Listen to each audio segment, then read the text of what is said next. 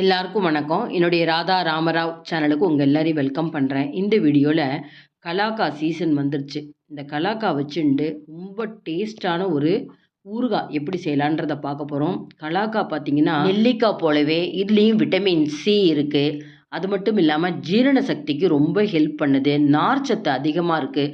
Asthma இருக்கிறவங்க கூட இதை சாப்பிட்ணும், ரொம்ப நல்லது அப்படிங்கிறாங்க. இந்த கலாக்கா கொடுக்கா புளிலாம் ரோட் சைடில் விற்பாங்க. ஆனால் இதெல்லாம் நிறைய பேர் வாங்குறதில்ல. ரோட்டில் விற்கிறதுனால அதெல்லாம் ரொம்ப உங்களுக்கு தரம் குறைவானதுன்னு நினச்சிக்கிறாங்க. ஆனால் இதில் தான் அதிக அளவு சத்துக்கள் இருக்குது.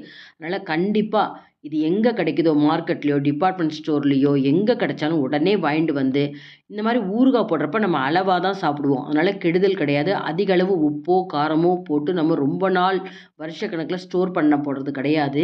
ரொம்ப சிம்பிளாக இந்த ஊறுகாய் எப்படி செய்யலாங்கிறத நம்ம பார்க்க போகிறோம். இந்த வீடியோவை பார்க்குறதுக்கு முன்னாடி இது வரைக்கும் என்னோடய சேனலுக்கு சப்ஸ்கிரைப் பண்ணாமல் இருந்தீங்கன்னா உடனே சப்ஸ்கிரைப் பண்ணி எனக்கு சப்போர்ட் பண்ணுங்கள். இந்த டேஸ்டான ஊறுகாய் எப்படி செய்யலாங்கிறத பார்க்கலாம் வாங்க. கலாக்கா ஊறுகாய் செய்யறதுக்கு 1/2 கிலோ நான் கலாக்கா அளந்து எடுத்துன்னு வந்திருக்கேன். மார்க்கெட்லேருந்து வாங்கின்னு வந்திருக்கேன். நல்லா 2-3 தடவை நம்ம தண்ணியில் தேய்ச்சி சுத்தம் பண்ணணும். ஏன்னா உங்களுக்கு சாக்கிலலாம் வந்திருக்கும். மேலே பார்த்தா சில இடங்களில் பால் வடிஞ்சு போய் கருப்பு கருப்பாக இருக்கும். அது மட்டும் இல்லாமல் சின்னதாக ஒரு காம்பு இருக்குது பாருங்கள். அந்த காம்பையும் நம்ம கையால் பிச்சு எடுத்துடணும். இந்த மாதிரி நல்லா சுத்தம் பண்ணதை ஒரு கிச்சன் டவலில் போட்டு ஈரம் இல்லாமல் நல்லா உணர்த்தணும். துணியால் கூட மேலே நீங்கள் தொடச்சி விட்டால் சீக்கிரமாக உங்களுக்கு உணர்ந்து போயிடும். ஒரு கட்ரு போர்டில் ஒரு கலாக்காவை 2ஆக நறுக்கிறேன். நல்லா இது பெருசாகவே எனக்கு கிடச்சிருக்கு. உள்ளே இருக்கிற விதைகள்லாம் எடுக்கணுங்கிற அவசியம் இல்லை. கட் பண்ணுறப்போ ஒரு பால் கசிகிற மாதிரி இருக்கும். இதெல்லாம் பார்த்திங்கன்னா சின்ன வயசில் கையில் உள்ளங்கையில் கொஞ்சம் உப்பு வச்சுட்டு ஸ்கூலுக்கு வெளியே பார்த்திங்கன்னா அரை நெல்லிக்காய் கலாக்காலாம் விற்பாங்க.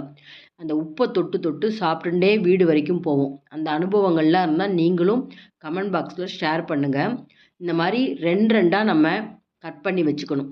இதை உடனேவும் செய்யலாம். உடனே நம்ம வதக்கி செய்கிறத விட உப்பில் ஊற வச்சுட்டு அதுக்கப்புறம் நம்ம ஊறுகாய் போடுறப்போ ரொம்ப நல்லாயிருக்கும். கண்டிப்பாக விதைகள் எடுக்காதீங்க. விதைகள் எடுக்கிறது நேரமும் டைம் ஆகும். அந்த விதைகளோட சாப்பிட்றதுனால எந்த ஒரு கெடுதலும் கிடையாது. இப்போ 1/2 கிலோவும் நான் முழுக்க நறுக்கி ஒரு கிளாஸ் பவுலில் எடுத்து வச்சுருக்கேன். நான் எடுத்துக்கிற ஸ்பூன் அளவை பாருங்கள். இந்த ஸ்பூனால் முதல்ல ஒரு 3 டீஸ்பூன் நான் உப்பு சேர்த்துக்கிறேன். 1/2 கிலோவுக்கு நல்லா ஒரு மீடியம் சைஸ் ஸ்பூனால் 3 டீஸ்பூன் உப்பு சேர்த்து நல்லா குலுக்கி நம்ம நார்மலாக எலுமிச்சங்காய் அந்த மாதிரிலாம் ஊறுகாய் போடுவோம் பார்த்தீங்களா, அதே மாதிரி நல்லா குலுக்கிட்டு ஒரு 1லேருந்து 2 நாள் வைக்கலாம். நான் இப்போ 2 நாள் வைக்க போகிறேன். 2 நாள் வைக்கிறப்ப ஒரு நாளைக்கு ஒரு 3 முறையாவது நம்ம குலுக்கி விடணும். நல்லா குலுக்கி விட்டால் ஒன்று போல் உங்களுக்கு நல்லா உப்பில் ஊறிண்டு கொஞ்சம் தண்ணியும் விட ஆரம்பிக்கும். இது அப்படியே இருக்கட்டும். இது அப்படியே சில பேர் என்ன பண்ணுவாங்க, இந்த மாதிரி நறுக்குனதை உப்போடு இருக்கிறத வெறுவாயில் சாப்பிட்ருவாங்க. ரொம்ப நல்லாயிருக்கும். விட்டமின் சி இருக்குது. அதனால் தாராளமாக நீங்கள் சாப்பிட்லாம். ஒன்றும் தப்பு கிடையாது. நல்லா பதமாக இருக்குது பாருங்கள் ஒரு 2 நாளில். இப்போ நம்ம இதை ஊறுகாய் எப்படி போடலான்னு பார்ப்போம். முதல்ல வெறும் வாணலியில் நான் எந்த ஸ்பூனால் உப்பு அளந்தனோ அதே ஸ்பூனால் 1 டீஸ்பூன் வெந்தயம், 1 டீஸ்பூனுக்கும் கொஞ்சம் கம்மியாக கடுகு, ஒரு 3/4 டீஸ்பூன் வச்சுக்கோங்களேன். நல்லா ட்ரை ரோஸ்ட் பண்ணிக்கணும். பண்ணிவிட்டு ஒரு மிக்ஸி ஜாரில் நம்ம எடுத்து பொடி பண்ணிக்கலாம். இதுக்கு பார்த்திங்கன்னா 2 டீஸ்பூன் நமக்கு கடுகு வெந்தய பொடி தேவை. இப்போ கரெக்டாக இருக்கும். 1 டீஸ்பூன் வெந்தயம் சேர்த்துருக்கோம், 3/4 டீஸ்பூன் கடுகு சேர்த்துருக்கோம். பொடி பண்ணால் 2 டீஸ்பூன் கிடைக்கும். சாம்பார் குழிக்கரண்டியால் 1 குழிக்கரண்டி நல்லெண்ணெய் எடுத்திருக்கேன். தேவைக்கு அதிகமாக வேணும்னா அப்புறம் நம்ம எண்ணெய் சேர்த்துக்கலாம். 1 டீஸ்பூன் கடுகு பொரிஞ்சதுக்கப்புறம் நான் காமிக்கிற ஸ்பூனெல்லாம் பாருங்கள். சின்ன ஸ்பூனால் 1 டீஸ்பூன் பெருங்காயத்தூளை நம்ம எண்ணெயில் பொரிய விடலாம். இப்போ உப்பில் ஊற வச்சுருக்கிற அந்த கலாக்காயை அந்த தண்ணி கூடவே சேர்த்துக்கணும். நல்லா சிம் ஃப்ளேமில் வச்சுட்டு ஒரு 5 நிமிஷம் கிளறுனா போதும். நல்லா ஒன்றுமே உங்களுக்கு வதங்குறப்ப தோல் ரொம்ப சாஃப்டாகிடும். இப்போ 1 நிமிஷம் நம்ம பிரட்டி விட்டப்புறம் தொட்டு பாருங்கள் ரொம்ப சாஃப்டாக இருக்கான்னு. கொஞ்சம் சாஃப்டாக இல்லை அப்படின்னு சொன்னால் திரும்ப ஒரு 2 நிமிஷம் நம்ம பெசரி விடலாம். அதை எண்ணெயில் கிளறி விடலாம். இந்த டைமில் நான் எந்த ஸ்பூனில் பெருங்காயம் அளந்தனோ அதே டீஸ்பூனால் 1 டீஸ்பூன் மஞ்சப்பொடி சேர்த்துருக்கேன். மஞ்சப்பொடியும் சேர்த்துட்டு நம்ம இந்த மாதிரி பெசரி விடலாம். உங்களுக்கு இதெல்லாம் ப்ரிசர்வேட்டிவ் மஞ்சப்பொடி கடுகு வெந்தயம்லாம் சட்டுன்னு உங்களுக்கு ஊறுகாய் கெட்டு போகாது. இப்போ எண்ணெயில் போட்டு நம்ம வதக்கினதுக்கப்புறம் 4 நிமிஷம் ஆயிருக்கு. இப்போ நான் எடுத்து காமிக்கிறேன். ரொம்ப சூடாக இருக்கிறதுனால கையில் தொட்டு பார்க்க முடியல. ஒரு கத்தியால் நம்ம இப்படி கட் பண்ணோம்னா உள்ளுக்குள்ளலாம் நல்லா வெந்திருக்கு, நல்லா சாஃப்டாக இருக்குது. ஒரு அரைநெல்லிக்காய் எப்படி ஊறுகாய் போடுவோமோ அதே மாதிரி தான் நம்ம இதை போட போகிறோம். அந்தந்த சீசன் இருக்கப்பவே இந்த மாதிரிலாம் ஊறுகாய் போட்டுக்கலாம். இப்போ பாருங்கள், கடுகு வெந்தய பொடியை நான் சேர்க்குறேன். அடுப்பையும் நிறுத்திடுங்க. நம்ம மிளகாத்தூள் வந்து எப்போதுமே அடுப்பில் இருக்கிறப்பே போட்டோம்னா கருத்து போயிடும். அதே போல் நம்ம கடுகு வெந்தய பொடியும் போட்டு கிளறிண்டே இருந்தோம்னா கசப்பு ஏறிடும்.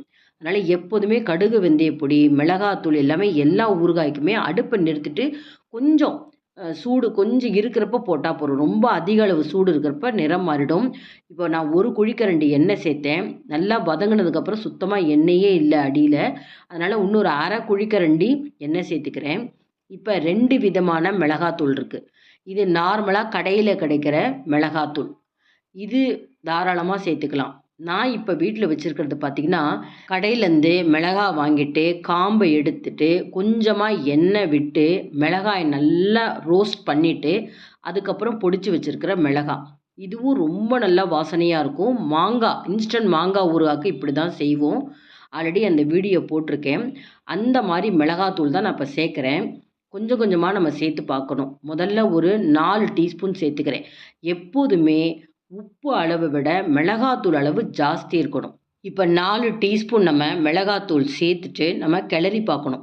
எப்போதுமே எந்த ஊறுகாயாக இருந்தாலும் இந்த மிளகாத்தூள் போட்டதுக்கப்புறம் நல்லா மேலே கோட்டிங் ஆகணும். இப்போ புதுசாக பிகினர்ஸ் நீங்கள் ஊறுகாய் செய்கிறீங்க அப்படின்னா உங்களுக்கு தெரியாது அப்படின்னு சொன்னால், எந்த ஊறுகாயுமே நல்லா மிளகாத்தூள் கோட்டிங் ஆகணும். அது மாங்காவாக இருந்தாலும் சரி, நெல்லிக்காவாக இருந்தாலும் சரி. இப்போ பாருங்கள், அந்த கோட்டிங் அந்த அளவுக்கு இல்லை. அதனால் இன்னும் 1 டீஸ்பூன் சேர்த்துக்கிறேன். மொத்தம் 5 டீஸ்பூன் மிளகாத்தூள், 3 டீஸ்பூன் ஊற வைக்கிறப்பே உப்பு சேர்த்தேன். இன்னொரு அரை டீஸ்பூன் உப்பு சேர்த்துக்கிறேன். இப்போ கிளறி காமிக்கிறேன் பாருங்கள். நல்லா மேலே அந்த மிளகாத்தூள்லாம் ஒட்டின்னு இருக்கு பார்த்தீங்களா? அப்போ இந்த அளவு காரம் கரெக்டாக இருக்கும். ஏன்னா டேஸ்ட்டு பார்க்காம நம்ம இதை சமைக்கணும், இதை செய்யணுங்கிறப்ப கண்டிப்பாக நீங்கள் கண்ணில் பார்க்குறப்பயே அந்த கலர் கோட்டிங் தெரியும். மிளகாத்தூள் வந்து நல்லா உங்களுக்கு கோட்டிங் ஆகிருக்கும் மேலே. அரைநெல்லிக்காயிலையும் பார்த்தீங்கன்னா மேலே வந்து அந்த மிளகாத்தூள் ஒட்டவே ஒட்டாது. இந்த மாதிரி தான் இருக்கும். அதே மாதிரி தான் இதுவும் இருக்கும். ஆனால் அந்த கலர் பார்த்தாலே உங்களுக்கு தெரியும். நல்லா கிளறி விட்டாச்சு. நம்ம அடுப்பை நிறுத்திட்டு தான் மிளகாத்தூள் சேர்த்துருக்கோம். ஒரு பீங்கான் ஜாடி, பாத்திரம் இல்லை கிளாஸ் பாட்டிலில் நம்ம நல்லா ஸ்டோர் பண்ணி வச்சுட்டா தாராளமாக இது ஒரு 15 நாள் வரைக்கும் நல்லாயிருக்கும். ஃப்ரிட்ஜில் வச்சிங்கன்னா 1 மாதம் வரைக்கும் ரொம்ப நல்லாயிருக்கும். எந்த ஊறுகாயுமே நம்ம அளவோடு சாப்பிட்ணும். கெலாக்காய் உடம்புக்கு ரொம்ப ரொம்ப நல்லதுன்னு சொல்லிட்டேன். அது ஒரு 3 பீஸ் 4 பீஸ் நம்ம ஒரு தயிர் சாதத்துக்கு எடுத்து சாப்பிட்றப்ப ரொம்ப பிரமாதமாக இருக்கும். நல்ல ஜீரண சக்தி கிடைக்கும். இது சீசன் இருக்கப்பே கண்டிப்பாக செஞ்சு பார்த்துருங்க. எவ்வளோ சிம்பிளாக இந்த கலாக்காய் ஊறுகாய் செஞ்சு காமிச்சிருக்கேன் பாருங்கள். கண்டிப்பாக ட்ரை பண்ணி பார்த்துட்டு பிடிச்சிருந்தால் லைக்ஸ் கொடுங்க. கமெண்ட் பாக்ஸில் உங்கள் கமெண்ட்ஸை போடுங்க. உங்கள் ஃப்ரெண்ட்ஸ் அண்ட் ரிலேட்டிவ்ஸ்க்கு வீடியோவை ஷேர் பண்ணுங்கள். இது வரைக்கும் என்னோடய சேனலுக்கு சப்ஸ்கிரைப் பண்ணாமல் இருந்தீங்கன்னா உடனே சப்ஸ்கிரைப் பண்ணி எனக்கு சப்போர்ட் பண்ணுங்கள். இன்னொரு இன்ட்ரெஸ்டிங்கான ரெசிபீஸில் பார்ப்போம். Thank you viewers.